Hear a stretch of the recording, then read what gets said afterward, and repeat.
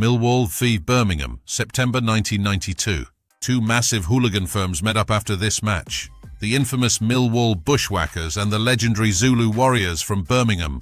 What happened is now the stuff of legends. We have the stories from those who were there. Leave comments and suggestions for future videos. Millwall Bushwacker Jimmy told us, "The Zulus are overrated in my opinion. They have never bought it to us, not really. A couple of hundred hiding behind the old bill. That's how I always think of them. This day they bought about 100 lads and were telling everyone they were going to do us. So we arranged a meet-up after the match. They obviously didn't expect 200 of us, they were about 100 lads. We caught up with them at London Bridge after a few scuffles along the way, but they absolutely bottled it. Ran like little girls they did. We chased them into London Bridge. Some ran down the tracks, some managed to escape on a departing train just in time. Others got caught in the restaurant. It was mayhem. Well, for them it was just a normal day for the Bushwackers. I won't go into specifics, but some of the Zulus were crying and pleading to be let go. They weren't let go. The return fixture was interesting because of the massive police presence. The Zulus tried to get to us, but we were laughing at them, making choo-choo noises and train movements with our arms.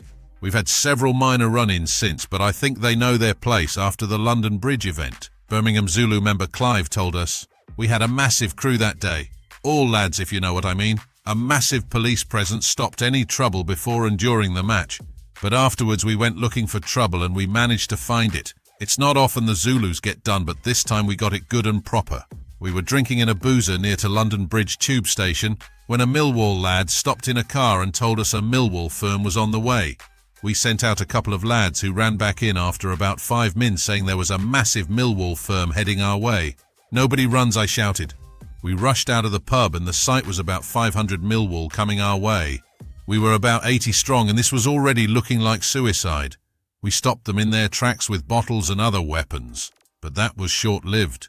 Their massive army stormed into us, tore us to pieces. There was no choice but to run. Some lads ran into nearby streets, others followed me and ran into the London Bridge tube station.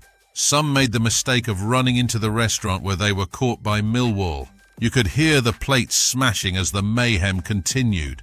We ran down the stairs and onto the tracks with Millwall in hot pursuit. Some fell and were caught and dealt with, others not fast enough. Some of us managed to keep running and I eventually managed to get the train back to Euston for the train home to Birmingham. I met up with others, who all had a story to tell of how they survived. It's a wonder no one was killed really, especially on the tracks and all that. The return fixture, we was up for revenge, but they didn't really show. In fact, they were quite happy within the constraints of their police protection, which was comically huge. We tried to get at them, but beaten back by the police every time. Since then, there's been several instances, but I will never forget the London Bridge incident, that's for sure. We thank Jimmy and Clive for their recollections of what was obviously a bad day for the Zulus. Thanks for watching. Don't forget to subscribe and hit the bell as it gives you notifications of future videos and really helps our channel.